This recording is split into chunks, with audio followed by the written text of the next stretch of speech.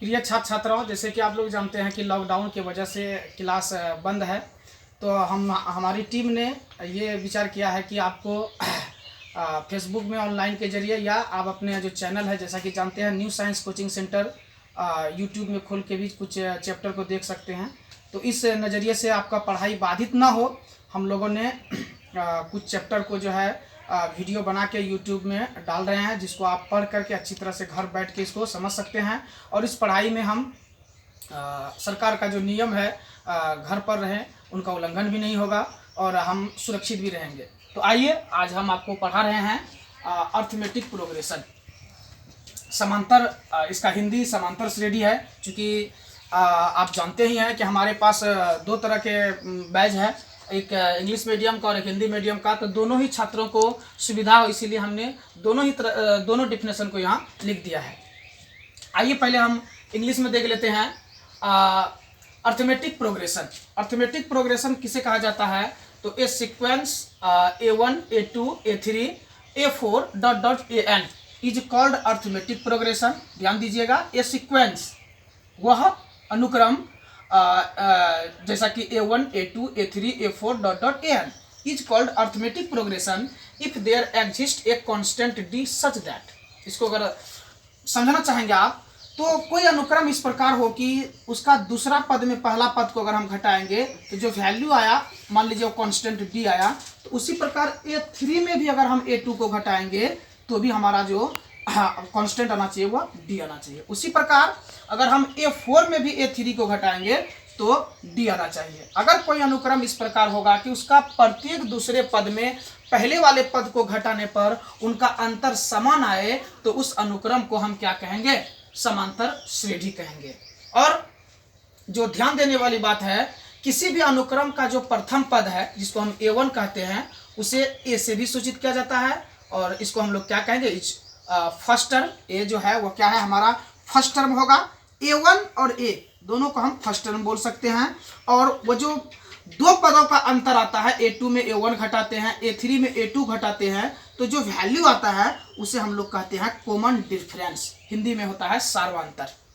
English में अगर फिर आप लोग सुन लें, ए sequence A1 A2 A3 A4 ... AN, मतलब बीच में और भी नंबर आप ले सकते हैं। और AN जो हुआ वो अंतिम पद हुआ। Is called arithmetic progression if there exist a constant D such that A2 - A1 = D, A3 - A2 = D और A4 - A3 = D। That means लगातार दो पदों का जो अंतर है वह एक कांस्टेंट टर्म है, और वह कांस्टेंट टर्म क्या है? तो D है। अगर हर एक पदों लगातार दो पदों के अंतर D आएगा तो हम समझ जाएंगे कि यह जो अनुक्रम है वह अर्थमेटिक प्रोग्रेशन में है, और उनका जो फर्स्ट टर्म है उसको A1 या A कहेंगे, और जो उनके लगातार दो पदों का अंतर आता है उसे हम कॉमन डिफरेंस कहेंगे। क्लियर? अब हिंदी में भी हम इनको क्लियर कर रहे हैं। यदि कोई अनुक्रम A1 A2 A3 A4 ... AN इस प्रकार हो कि A2 - A1 = D, A3 - A2 = D, A4 - A3 = D। That means इस चीज को अभी भी देखें आप यहाँ इंग्लिश में फिर हिंदी में, कि लगातार दो पदों का जो अंतर है वो D आ रहा है। लगातार दो पदों का अंतर क्या आ रहा है? D आ रहा है। इस तरह से हम बढ़ते जाएंगे। अंतिम में भी अगर इस तरह का करेंगे, अंतिमवा पद लेकर, तो भी हमारा क्या आएगा? D आएगा। तो इस अनुक्रम को हम क्या कहेंगे?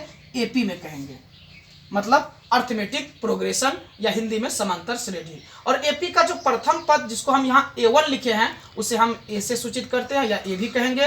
और AP का जो लगातार दो पदों का अंतर आया है D, उसे हम लोग क्या कहेंगे? सार्वंतर। और जो सूचित किया जाता है उसको D से सूचित किया जाता है। तो ये हमारा हुआ समांतर श्रेणी का परिभाषा। अब हम कुछ एक सवाल आपको दे के समझाते हैं ताकि आप अच्छी से इसको समझ सकते हैं।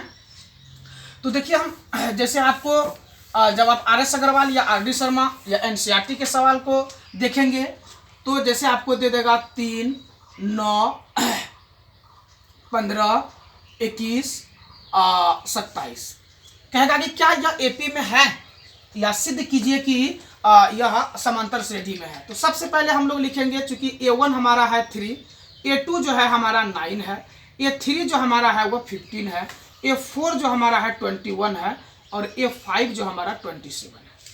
जैसे कि आप मैंने आपको बताया कि पहला जो टर्म होगा, फर्स्ट टर्म को A1, सेकंड टर्म को A2, थर्ड टर्म को A3, फोर्थ टर्म को A4 और फिफ्थ टर्म को A5।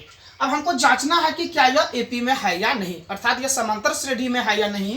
तो इसके लिए करना क्या है कि हम A2 में A1 को घटाएंगे। तो देखिए 9 अब -3 क्या आएगा 6, मतलब वो जो कांस्टेंट D आ रहा था ये हमारा D हो गया। और फिर A3 में हम घटाएंगे A2, तो हम देख रहे हैं कि 15 में 9 घट रहा है तो भाई 6 बच रहा है, तो फिर भी D, मतलब लगातार दो पदों का अंतर समान। आगे और भी आप ले सकते हैं, आपकी सुविधा के लिए हम एक टर्म और बढ़ा देते हैं। A4 - A3 करेंगे तो 21 - 15 6 आ रहा है, मतलब D आ रहा है। तो सभी का जो वैल्यू है लगातार दो पदों का वह सेम है, अर्थात यह जो अनुक्रम है, दैट मीन्स यह अनुक्रम जो है वह समांतर श्रेणी में है। यह अनुक्रम समांतर श्रेणी में है। यह आपको जांचने के लिए दिया गया है। जब आप बुक खोलेंगे तो पहला सवाल इस तरह का आपको मिलेगा कि सिद्ध कीजिए कि यह समांतर श्रेणी में है या नहीं। ये एग्जाम्पल फर्स्ट हम आपको दिए, और भी एक एग्जाम्पल आपको समझा रहे हैं हम। तो इंग्लिश वाले बच्चे ऐसे लिखेंगे, दिस इज इन AP, यह AP में है। तो एक बार फिर देखिए, हमारा A1 कितना है 3, A2 कितना है 9, A3 कितना है 15, A4 कितना है 21, A5 कितना है 27। हमने लगातार दो पदों का अंतर भी निकाला। A2 में A1 को घटाए तो 9 में 3 घटा तो कितना बचा 6। फिर A3 में क्या घटा है A2 को, A3 हमारा देखिए 15 है और A2 हमारा 9 है, 15 में 9 जगह 6। फिर A4 में A3 घटाया तो हमारा A4 21 में 15 जगह तो 6। दैट मीन्स हम देख रहे हैं कि लगातार दो पदों का अंतर समान है। दैट मीन्स यह जो सीक्वेंस है यह किस में है, समांतर श्रेणी में है, AP में है। उसी प्रकार हम एक और एग्जाम्पल आपको दे के समझाते हैं ताकि बच्चों को घर में बनाने में आसानी हो। एग्जाम्पल 2 देखिए, एग्जाम्पल 2 हमारा इस प्रकार है। मान लीजिए आपको दे दिया 15, 11, 7 और 3 इस प्रकार है। तो कहेगा कि क्या यह AP में है या नहीं। तो सबसे पहले हम लोग करेंगे A1 हम अपना लिखेंगे। A1 हमारा है 15, A2 जो है हमारा 11 है, A3 जो है 7 है और A4 जो है हमारा 3 है। तो हमको जांचना है कि यह AP में है या नहीं। तो A2 में A1 घटाएंगे तो 11 में 15 घटाएंगे तो मिलेगा -4, जिसको हम लोग D बोलते हैं। और A3 में हम घटाएंगे A2 को तो हमारा 7 में 11 घटेगा तो -4, जिसको हम लोग D बोलते हैं। फिर हम A4 में A3 घटाएंगे तो A4 हमारा 3 है, -7 करेंगे तो -4 आएगा। दैट मीन्स हम देख रहे हैं कि लगातार दो पदों का जो अंतर है वह समान आ रहा है। दैट मीन्स यह अनुक्रम जो है